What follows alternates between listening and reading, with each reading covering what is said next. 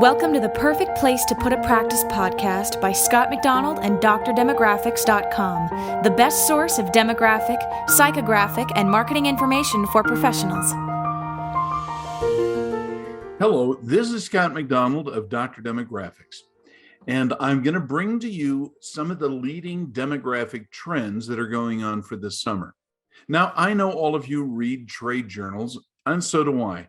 It's just mine don't deal with healthcare. They deal with demographics, consumer trends, things that should matter to the doctors in working in their business, finding locations, things like that.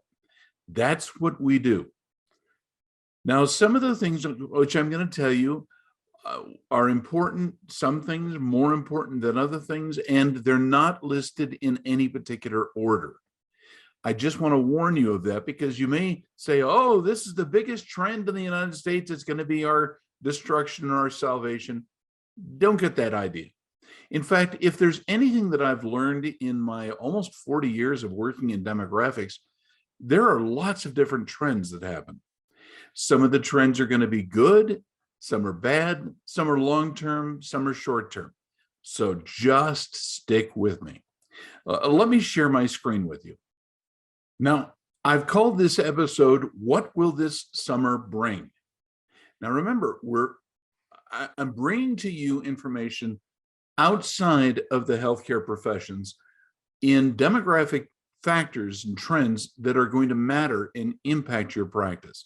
Whether you want to open now or open later and where you want to go or not, well, that's kind of what our whole podcast is about. Now, today, I am not going to talk about where specifically I'm recommending you go. We did that last week and the week before. Right now, I just want you to be aware of what is happening so that you'll be able to make wise decisions. And in case you're wondering, you're welcome. All right. Now, demographers are scratching their heads to predict the future this summer. Some of them are having a hemorrhage because this is not what everybody was expecting. In fact, this quarter was supposed to be much better. And we were promised things by the federal government that haven't really come to pass. Now, here is what they're concluding the doctors should know. Much of it is just common sense. Much of it is pretty logical. Partisans are in a spin mode right now, and therefore much confusion reigns. Now, when I say this thing about the spin mode, statistics are available and are being released. But unfortunately, a lot of the stuff they're saying they're trying to defend really kind of the indefensible. And so I'll give you a thing about inflation. Everybody knows inflation is happening, and it is wildly out of control. It's not transient. And you kind of wonder, where did that transient inflation thing come from? Well, it came from people who are in the administration that are trying to cover their buns and trying to say, no, it's going to be fine. And they whistle past the graveyard, and it's not true. So that's turning out to be a bit of a problem. I'll explain as I go.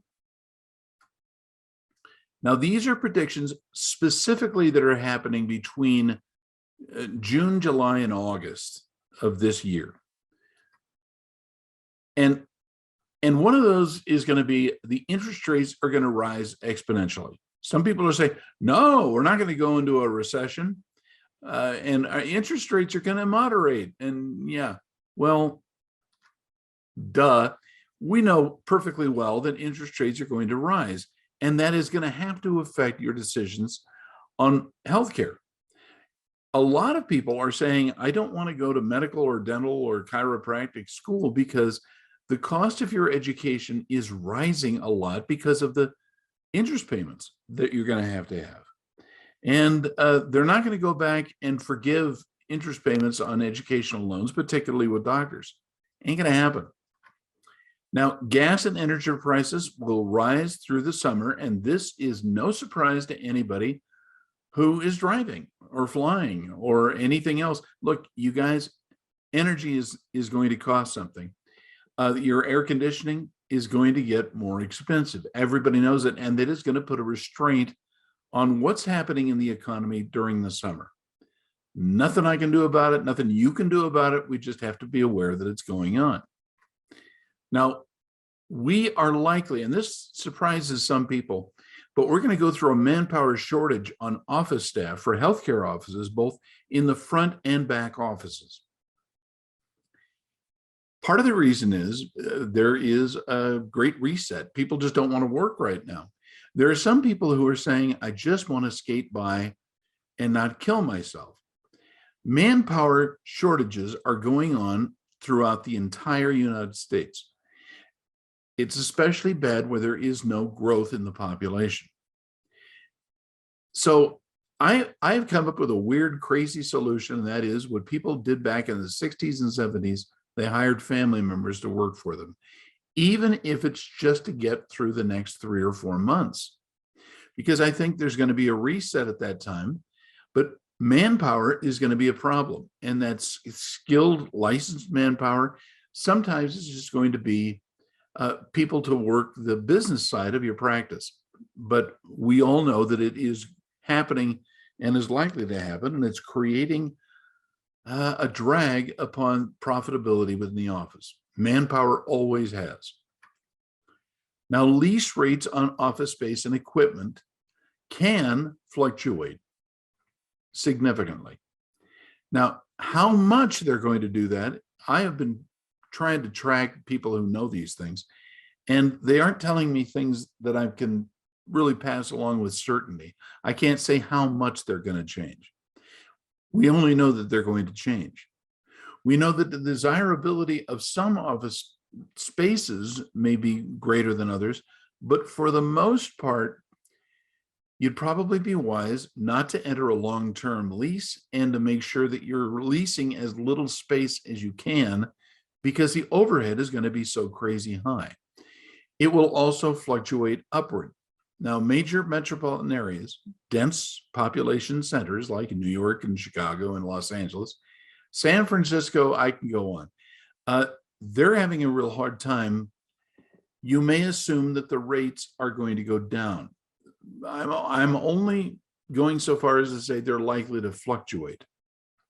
So I would not keep my lease rates or rental agreements very high and very long, because I think things are going to change. Patients will avoid the downtown locations. There are a lot of reasons for it. Increasing crime, public transportation use is down and is likely to continue to be down. And so getting into and out of a highly metro area is proving dangerous and difficult. I've talked about what's going on in the markets in the last several weeks. You should not be surprised by all of this. I'm just saying, if you have to get into a deal, get into a short-term deal, and don't worry quite as much about finding the perfect location. Yes, I know that location is vital. I get that. But it's not a thing to die on. It's not the hill to give your life on. You're going to be able to find other places and renegotiate leases. I'm just saying, don't get too locked into a long-term lease. Remote working will decline swiftly. Now, this surprises some people because they say, hey, it's so great working from home. Everybody seems to want to be able to do it. It less stress and there's less overhead, and I don't have to travel. And I entirely agree with that. But I want you to understand, one of the market forces about a declining remote workforce is the cities themselves, and even some states, are making demands upon people who live and work in a state. In other words, they don't want you to live outside of the state in which you're working, and sometimes outside of the metro area. That's because the survival of many businesses, many related and unrelated businesses like restaurants and training facilities, they want to keep people local because there are so many other businesses and employees who depend on that, and therefore they don't want to let them go. During the pandemic, there are many companies that got caught having people move out of their area, out of their jurisdiction, we can say taxing authority, and they're having a problem now. Cities and states don't have the money they thought they were going to have. And as things ramped back up in a post-pandemic world, the money just wasn't there. Now, California, as an example, has a pretty nice positive cash flow right now, but it's likely to decline. And as it declines, the state of California is likely to do everything it can to make people show up for work where they can tax them. So that's where that comes from. I kind of think that is a reasonable thing to conclude, that remote working will decline because of the governments throughout the United States demanding that they contribute to their revenue. That's what I'm saying. Now, small town markets, these are places with, a moderate number of people, and I'm saying 15 to 25,000 people is a small market, and they're probably going to do pretty well. Now, this is mainly in relation to other larger, more densely populated workforce places and places to live. Small town markets are going to continue to do well. Now, if you're a veterinarian and you've got a small animal practice doing dogs and cats and maybe occasional birds and even bovine, porcine practices, they're going to want to stay, and you're going to want to stay there, and they're local and they're doing reasonably well. The problem is population density locations are not. That's all I'm saying. Now, the price of rent will rise while mortgages may decline. I didn't say mortgage rates. I just said the price that you can get for a piece of property may be shifting.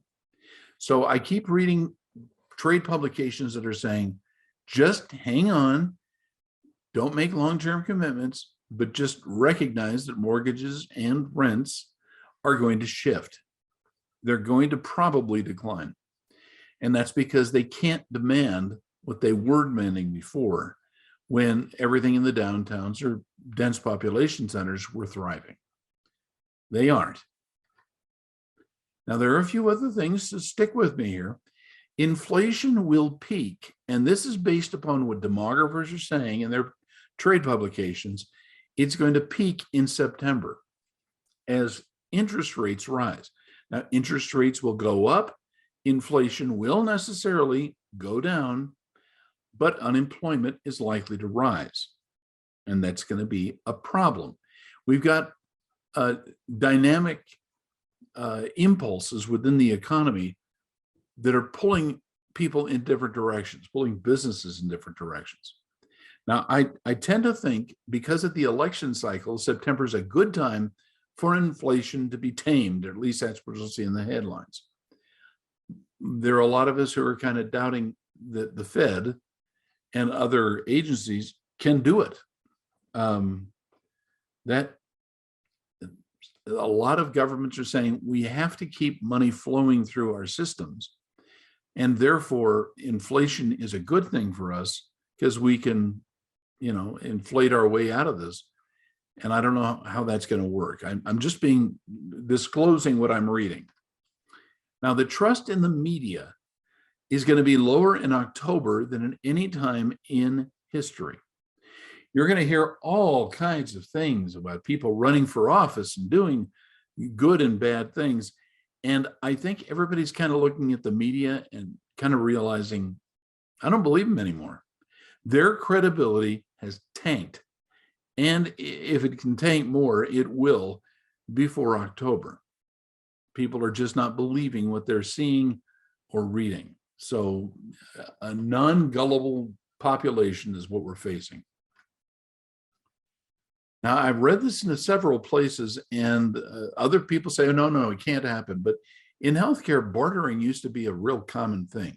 You'd over purchase equipment or supplies or medications, pharmaceuticals, and you try to barter with others what you receive. So what this does is it kind of cuts the federal, state, and local governments out of the transactions. They don't get a piece of the action. So bartering rather makes sense, but not everybody has been hoarding their equipment and their supplies in order to do this. But I think we're going to see a resurgence of it, maybe, if I'm correct, in August, maybe September. But I think bartering is coming back. Race riots will come back in July, but will evaporate in September. Now, you remember the BLM riots, you remember the Antifa riots, and all these things. Yes, I think there's still an impulse for that to happen. I think July is when it's going to hit. And I don't think it's long-term, not as long-term as it was before. If anything, I think we're going to see it evaporate rather quickly, but it does not mean that we're not going to go through some hell in these urban areas, particularly because of riots. Education reform will be front and center at all levels of education. Now, what I'm saying is elementary schools, middle schools, junior highs, high schools, even colleges are going to make some changes.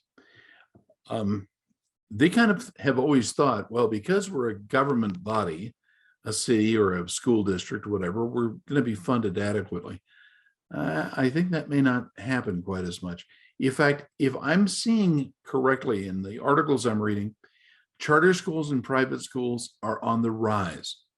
And not just because they're getting a better education, but because there's less pressure on the people who attend and their parents to do a certain thing. I think the days of the drag contests in elementary schools where you're having kids walking across the stage strutting in their boa, I don't see that as continuing on. There's too many negative things associated with it. And I think parents are sort of saying as a group, we're not going to stand for it in our communities. China is going to rise in the news. And it will rise in the news. I'm reading, again, experts. I can't claim firsthand knowledge of this, but it may affect you. China will rise in the news while Russia will decline. Russia is not grabbing the headlines. Nobody knows what Putin's health is.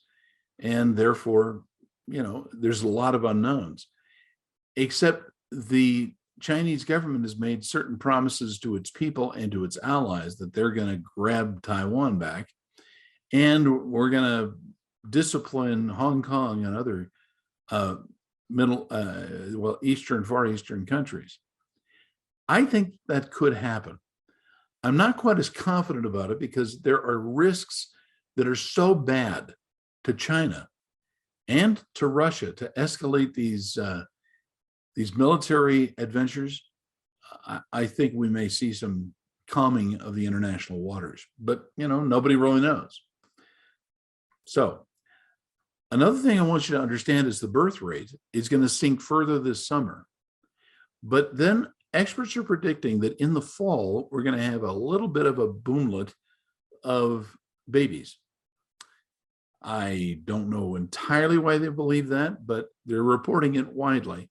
So birth rates, I think, though, are, because of a recession that's looming, people will not want to be vulnerable economically because of a new baby. That could change very quickly. But when we've discussed this in-house, we've reached the conclusion that you can't make somebody want to have a baby that doesn't. And somebody who wants a baby will have that child. Doesn't have to make sense. It just has to be a thing they feel. Now, news on trans children is going to drop from the news almost immediately. In fact, I'm going to guess that July 1st or 2nd, that may be the last time you hear the story. I thought that is kind of interesting. The NCAA may go through some changes in its rules, allowing men and women to compete or not compete. We'll see what happens, but it's just a thing that's been in the news a lot. Now, will the food supply is going to become bigger news. Fruits, vegetables, meat, a lot of people are saying we can't live with food prices the way they are and a reduced capacity. I know that my neighbors and I have all decided to grow gardens and we're sharing the produce. Go figure. People are generous. Durable goods are going to take a major hit along with retail sales.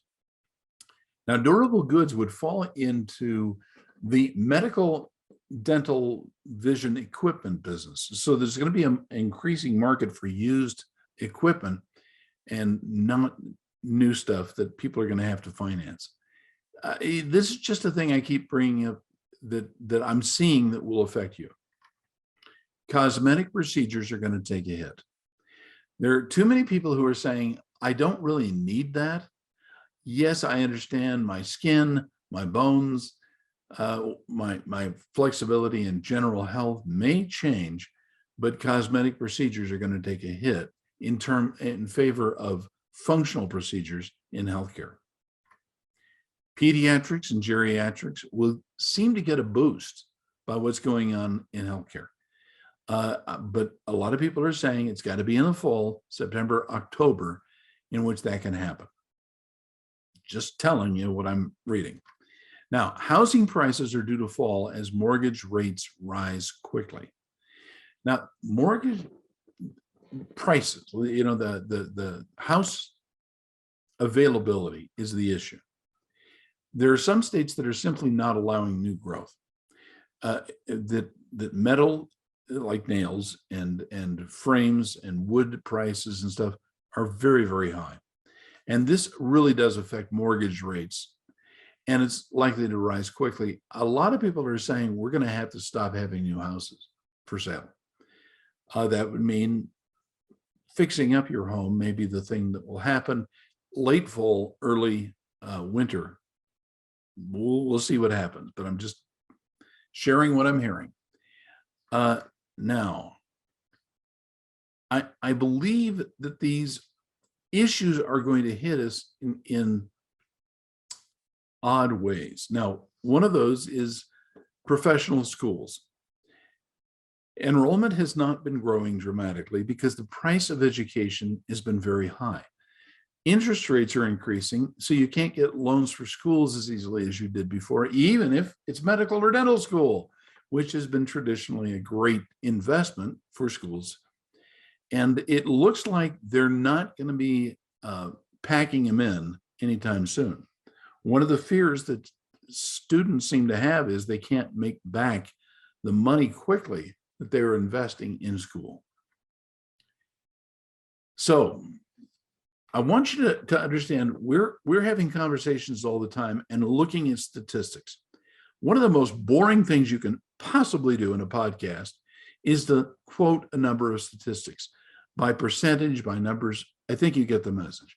So we're trying to give you the big outline of what we're seeing.